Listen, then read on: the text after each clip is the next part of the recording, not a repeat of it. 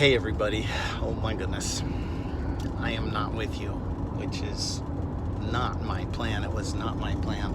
Also wasn't my plan to be wearing my bicycle helmet with my spotlight on it to see exactly where to drill as I was finishing up building this trailer at 2 o'clock this morning. We are on our way to California.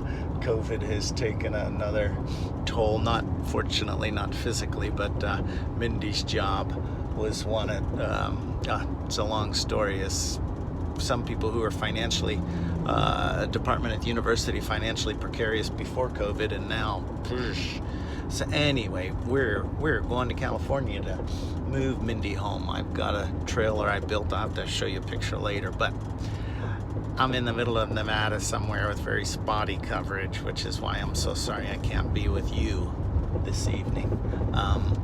But I did want to, well, actually, I knew Robbie he is doing a marvelous job. But Robbie said, why don't you give a couple of minutes on a video? So you know me, give me an invitation. And I got a story. Our theme this evening about difficult conversations and how to have it. This is probably about 3 weeks ago. Teresa and I are out exploring the beautiful wheat fields around where we live in Spokane, Washington. And I knew one particular vista point where you could look out over a canyon in the middle of the wheat fields. It was gorgeous, sun was setting. We parked the car. I actually looked for any no trespassing signs. That's coming up in a minute. And there was nothing. And we hiked probably 300, 400 yards to this beautiful edge of a canyon, and Teresa was taking pictures. The sun was setting, beautiful, when a guy rolls up in an SUV, and come to find out it's his property and he is not happy. What are you doing here? And in short, basically, get the hell off my property. And I was really blown away, because that is not the spirit of people in the Northwest that I know, especially rural, out in that area. And I won't go into all the details, but we said, sure, we'll leave, and when I didn't fight back, you could tell a little bit dropped a couple of notches. And he sat there while we walked the 300-400 yards. He stayed there by the edge of the embankment in his car while Teresa and I walked back to the road. When we got to the road, I said to Teresa, I want to apologize to this guy. It's his property. I should have asked permission somewhere. I mean, we were kind of in the boonies, but there was a house across the field. I could have guessed maybe that was the house. Anyway, Teresa went on back to the car, and I just waited there for him to drive up, which he did eventually. And I said, I want to apologize. I should have looked and could have gone to that house over there and asked permission. And you could see things changing. And we ended up shaking hands, even though it's COVID, and I'm like, oh shoot, afterwards. But I was so into the moment. And in this restorative justice workshop that we've just gone through, these would be the kind of things I would say were at play in that particular conversation. And I think I know these will not be new to any of you.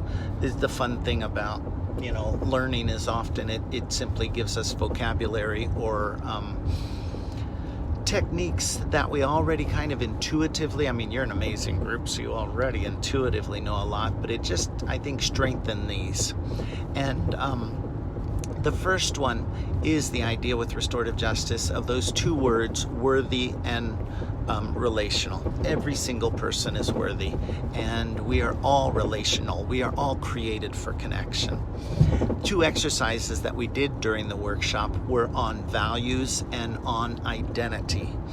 And so I stopped and thought about this story with Larry, the rancher, the wheat farmer, and Larry had gotten a lot of he'd been there for 70 years. I think he was born there, 70 years old, and he got a lot of his identity from the land there and the farm. And come to find out, as we chatted further, he had lost tons of acres. He was down to like 600 acres, which is still a lot, but he had lost so much because of taxes and different things. And Larry, I think he was feeling threatened in losing so much property, and what he had, he was super protective of it. And there's more that we could go into in terms of how we form our identity and how our identity plays a role in difficult conversations. But that's just one example of Larry and his identity. And I think working from a position of scarcity in that regard.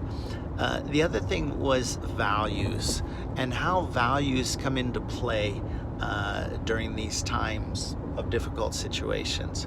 I really value humility as something that I want to practice, and it doesn't come natural, I would say. But after walking out to the road with Teresa, those several hundred yards, and me kind of settling down. I mean, I didn't appreciate someone, right there in front of Teresa. You can tell me, get the hell off your property, but I didn't appreciate being treated like that. But as I walked to the road, and I had time to stop and see it, to reframe the situation, and then to practice that value of humility and say, I'm sorry. Really change the whole dynamics of that thing, of that encounter. And so having a conversation about what our values are and intentionally practicing our values is another part, to me, that's important contribution that restorative justice makes to difficult, during challenging conversations. The last thing that I would add to this was, first, worthy. Everybody's worthy, and everybody, sometimes it's easy to say, I don't have time for this, or here we go again. Some of you have probably heard me talk about here we go again is not a true fact at all, because we're never in the same place again. As much as it may feel like it is, there's other things that have changed. I have changed, the other people have changed, and I have to believe in that change to get over that here we go again obstacle. But yeah, people are worthy, people are relational, and looking at identity, looking at values, my identity, their identity. And lastly, we heard a great talk this weekend.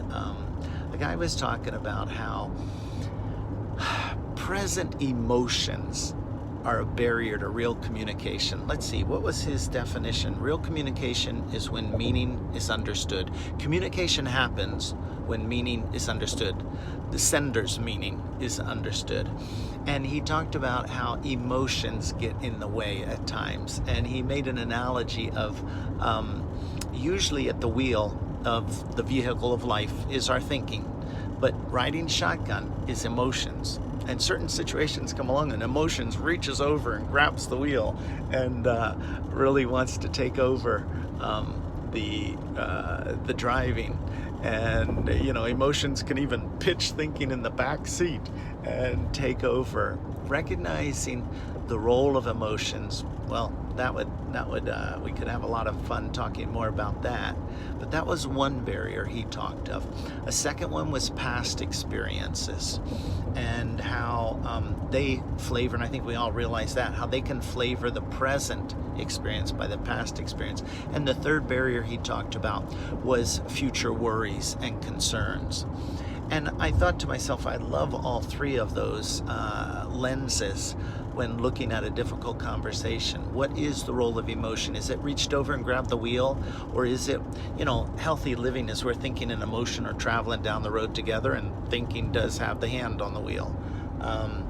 And how in this difficult conversation has somebody's past or my past influenced how I'm seeing the conversation right now? And lastly, what are concerns for the future? Rancher Larry's concern for the future was losing his property, I think, totally about that. And those are some of my thoughts about difficult conversations. Shoot, how long did we go? 9 minutes? Are you kidding me? Okay, I hope that Robbie will just give you a brief introduction, and then you guys can watch this later on your own. Hope you have a wonderful time this evening. I'm looking forward to meeting up with folks next Tuesday. Real sorry I missed you guys today, and I'm so happy. I have Sleeping Beauty next to me, who is really beautiful when she sleeps, but she doesn't like me to put the camera, understandably.